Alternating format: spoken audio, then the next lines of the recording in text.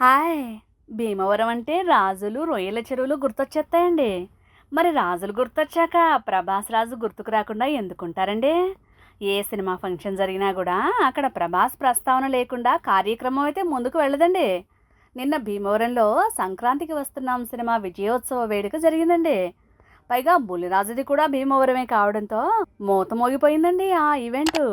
ఆ ఈవెంట్‌లో ప్రభాస్ ఫ్యాన్స్ హంగామా మామూలుగా లేదండి.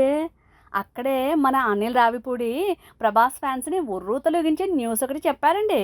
అదేంటో ఇనేద్దామా?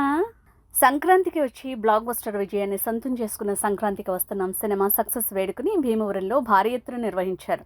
భీమవరం అనగానే ప్రభాస్ ఫ్యాన్స్ గుర్తుకు వస్తారు. అక్కడ అందరూ హీరోలకి ఫ్యాన్స్ ఉంటారు. కానీ ప్రభాస్‌కి ఎక్కువ మంది అభిమానులుంటారు అనేది టాక్.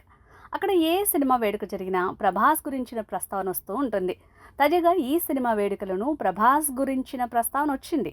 దర్శకుడు అనిల్ రావిపూడి చాలా సంతోషంగా స్పీచ్ ఇస్తున్న సమయంలో కొందరు జనాల్లోంచి ప్రభాస్తో సినిమా ఎప్పుడు అంటూ గట్టిగా అరిచారు. ప్రభాస్తో సినిమా ఎప్పుడు అంటూ ప్రశ్నించిన సమయంలో అనిల్ రావిపూడి స్పందిస్తూ ప్రభాస్ గారితో సినిమా ఎప్పుడు అని తాను ఎంతో ఆసక్తిగా ఎదురు చూస్తున్నట్లు చెప్పుకొచ్చారు. మరి గట్టిగా అనుకోండి అయిపోద్ది అంటూ ఫ్యాన్స్కి హోప్ కలిగించారు.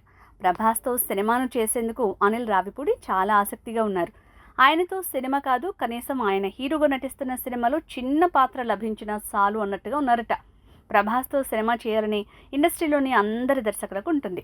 కనుక ప్రభాస్తో సినిమా కోసం అనిల్ రావిపూడి సైతం సమయం సందర్భం కోసం వెయిట్ చేస్తున్నట్టు ఆయన మాటల్ని బట్టి అర్థమవుతోంది. ఈలోపు అనిల్ రావిపూడి కోరుకున్నట్లు స్పిరిట్ సినిమాలో నటుడిగా ఛాన్స్ దక్కించుకుంటాడేమో చూడాలి.